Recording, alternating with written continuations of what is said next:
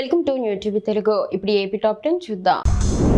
Sir మేము ఇక్కడే చదువుకుంటాం, మాకు ఇక్కడ బాగుంది అని అర్ధరాత్రి పోలీసులు అధికారులకు విశాఖపట్నంలోని మారిక వలస రెసిడెన్షియల్ ఇంగ్లీష్ మీడియం స్కూల్ విద్యార్థులు ప్రాధేయపడ్డారు. కానీ వాళ్ళ మనసు కరగలేదు. ఖైదీల్లా దొంగల్లా అర్ధరాత్రి బలవంతంగా బస్సులో వేరే ప్రాంతాలకు విద్యార్థులను తరలించడాన్ని తీవ్రంగా ఖండిస్తున్నామని వైఎస్ఆర్సీపీ రాష్ట్ర ఎస్టీ సెల్ అధ్యక్షుడు గుండా సురేంద్ర అన్నారు. కూలి పనులకు వెళ్లి పిల్లల్ని కష్టపడి చదివించిన తల్లి కష్టం తెలిసిన పిల్లలుగా వాళ్ళు కూడా బాగా చదివి తమ ప్రతిభతో ఉద్యోగం తెచ్చుకుంటే జగన్ తన నీచ రాజకీయాల కోసం ఆ పేదల కష్టాన్ని ప్రతిభను అవమానిస్తున్నాడు. జగన్, నీకు మానవత్వం అన్నది లేదా? అల్లూరి సీతారామరాజు జిల్లా బాడేరులోని మారిక వలస స్కూల్ను గిరిజన సంక్షేమ శాఖ మంత్రి జి సంధ్యారాణి తీసేయమన్నారు. ఐటీడీఏ పీఓ ఆదిత్య శర్మ మాట్లాడుతూ ఇంతకంటే దారుణం మరొకటి ఉండదు. సాక్షాత్తు గిరిజన సంక్షేమ శాఖ మంత్రి గారే గిరిజన పిల్లలు చదువుతున్న స్కూల్ను తీసేయండి అని ఆదేశాలు ఇచ్చారంటే గిరిజనుల పట్ల మంత్రి గారికి ఉన్న చిత్తశుద్ధి ఎంతో అర్థమవుతోంది.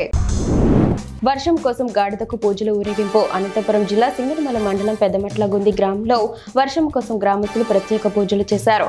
భజనలు చేసుకుంటూ గాడిదను గ్రామమంతా ఊరేగించి అనంతరం ఊరి బయట వదిలారు. చిలకలూరిపేట ప్రభుత్వ ఆసుపత్రి వద్ద ఉద్రిక్తత నెలకొంది. మృతుల కుటుంబాలకు పరిహారం కోరగా టీడీపీ సభ్యత్వం ఉంటే 5 లక్షల రూపాయలు ఇస్తామని ఎమ్మెల్యే ప్రతిపాటి పుల్లారావు అన్నారని బాధితులు ఆరోపించారు. ప్రమాదానికి కారణమైన ట్రావెల్స్ నుంచి పరిహారం ఇప్పించాలని కోరుతూ మృతుల కుటుంబాలు, దళిత సంఘాలు ఆందోళన చేపట్టాయి. ప్రభుత్వ తీరుపై ఆగ్రహం వ్యక్తం చేశాయి. తాడపత్రి పెద్దవడుగురు మండలం లక్ష్మీపల్లిలో పంటలను పరిశీలించిన పెద్దారెడ్డి తుంగభద్ర ఎగువ కాలువ నుంచి సాగునీరు విడుదల చేయాలని డిమాండ్ చేశారు. పంటలు ఎండుతున్నా టీడీపీ కూటమి ప్రభుత్వం నిర్లక్ష్యంగా వ్యవహరిస్తోంది. సాగునీరు విడుదల చేయకపోతే రైతులు ఎలా బతకాలని ప్రశ్నిస్తున్నారు. తుంగభద్ర శ్రీశైలం ప్రాజెక్టులో నీరు ఉన్నా ఎందుకు విడుదల చేయలేదో సమాధానం చెప్పాలి అని మాజీ ఎమ్మెల్యే కేతిరెడ్డి పెద్దారెడ్డి పేర్కొన్నారు. అనకాపల్లి జిల్లాలో భారీగా మద్యం సీసాలు ధ్వంసం చేశారు. వివిధ కేసుల్లో స్వాధీనం చేసుకున్న 50 లక్షల రూపాయలు విలువ చేసే 38,379 సీసాలను పోలీసులు ధ్వంసం చేశారు. బురవకొండలో వైసీపీ పోరుబాటు చేపట్టారు. రైతులతో కలిసి మాజీ ఎమ్మెల్యే విశ్వేశ్వరరెడ్డి ధర్నా నిర్వహించారు.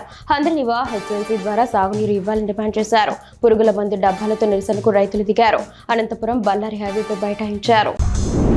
విశాఖలో టీడీపీ విద్యార్థి విభాగం నాయకులు వీరంగం సృష్టించారు. అమ్మాయిల కోసం కోట్లాటకు దిగి కత్తులతో దాడులు చేసుకున్నారు. ఒక వ్యక్తికి తీవ్ర గాయాలయ్యాయి. ప్రస్తుతం విమ్స్ ఆసుపత్రిలో చికిత్స పొందుతున్నాడు. పోలీసులు నిష్పక్షపాతంగా విచారణ జరిపి అది మందు పార్టీనా లేక రేవు పార్టీనా అన్నది తేల్చాలి. డ్రగ్స్ వినియోగం జరిగిందా లేదా అన్నది తేల్చాలి. ఆ పార్టీకి హాజరైన వారందరికీ డ్రగ్స్ టెస్టులు చేయాలి. నిజాలను నిగ్గు తేల్చి దోషులను కఠినంగా శిక్షించాలి అని వైఎస్ఆర్సీపీ రాష్ట్ర అధికార ప్రతినిధి కొండా రాజీవ్ గాంధీ అన్నారు. Green executive committee corporation chairman గా నాగబాబు బాధ్యతలు స్వీకరించారు. మంగళగిరి అరణ్య భవన్లో బాధ్యతలు స్వీకరించిన నాగబాబు బాధ్యతల స్వీకరణ కార్యక్రమానికి జనసేన నేతలు, కార్యకర్తలు హాజరయ్యారు.